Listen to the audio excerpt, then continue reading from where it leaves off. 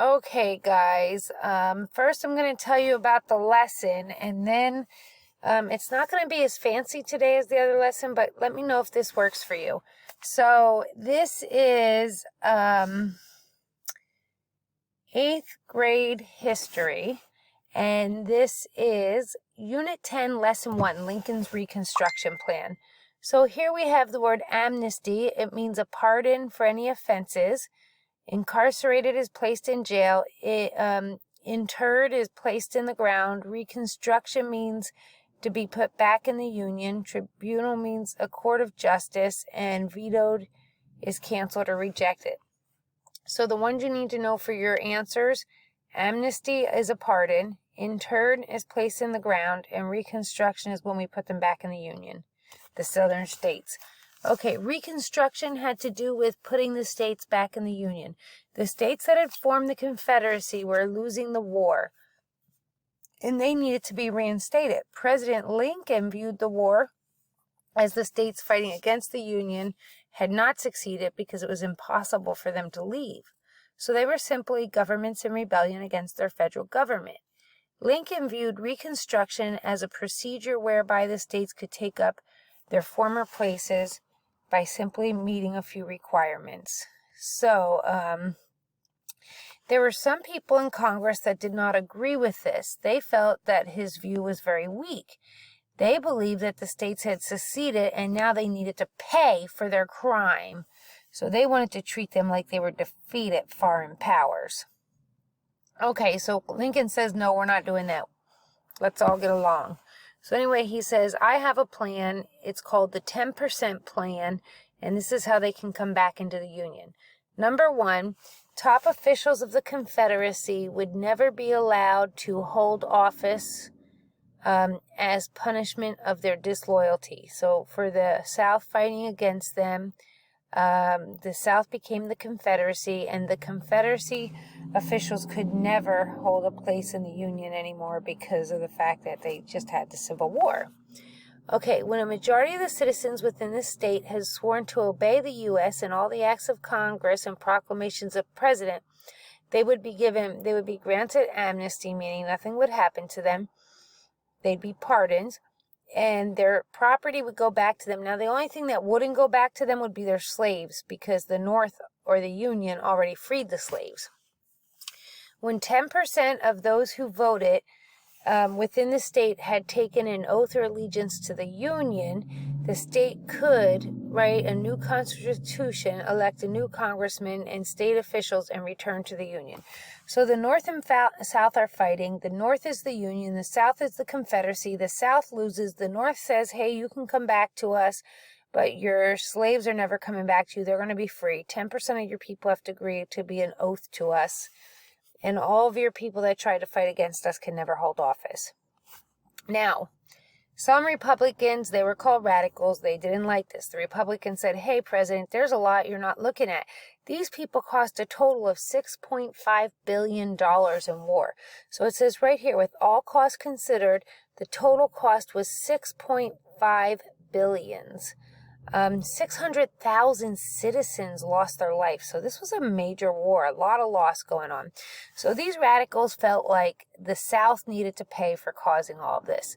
So the radicals, the Republican Party, they wanted a Reconstruction plan of their own. And they wanted to call their Reconstruction plan the Wade-Davis plan.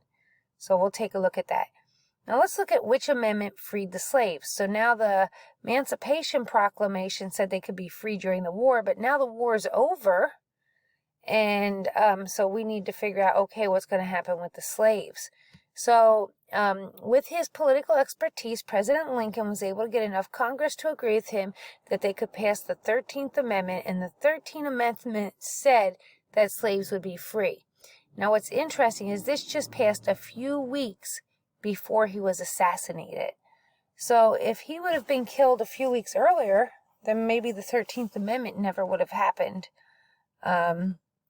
So anyway, let's go back and look at our questions now. Like I said, we're not going to get as fancy with it this time.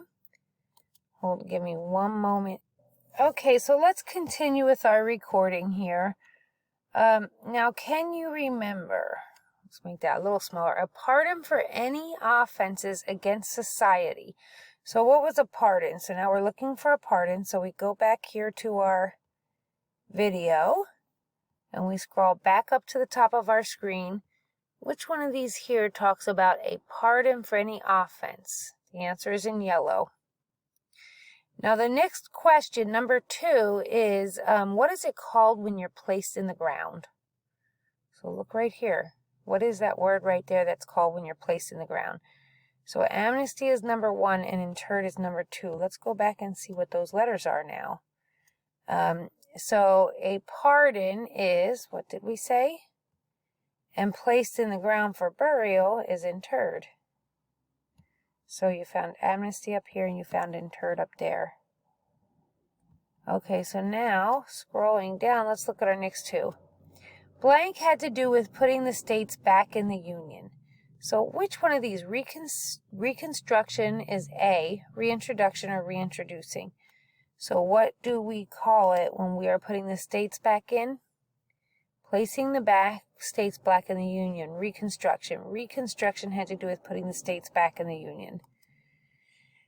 Okay, so we come over here, and which one is that? And let's look at the next one. Most congressional leaders wanted to treat the southern states as defeated what?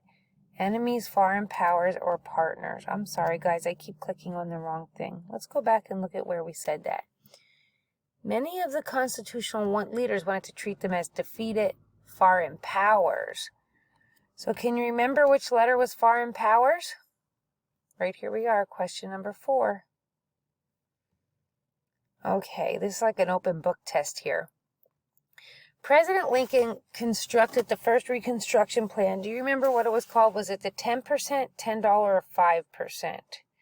Let's see, 10% is A. Let's go back and see, is that right? It's right here. Okay, very good. It's right here. His plan was known as the, right there, 10%. Check one more time what letter 10% was. Next one. So now we're looking for 2 things. We're looking for the total cost of the Civil War. That's question number 6. And then question number 7, we're looking for how many people died. So total cost, how many people died. Let's go back and take a look. So we come down here to the cost of war, and right here we see the total cost, $6.5 billion, and the number dead, 600,000. So let's go back and find that. 6.5 billion and 600,000. Do you see 6.5 billion? Write the letter down on your sheet. Do you see 600,000? Write the letter down. Okay, and now we've got 2 more questions and we're done. What was the name of the Republican Reconstruction Act? And if you also see it, what ended slavery, what amendment? So you might be able, here's the name of the act, Wade-Davis Plan, remember that. And it's the 13th Amendment. So your Wade-Davis Plan and your 13th Amendment. Let's go to our last 2 questions. Okay, the name of the act and which amendment it was.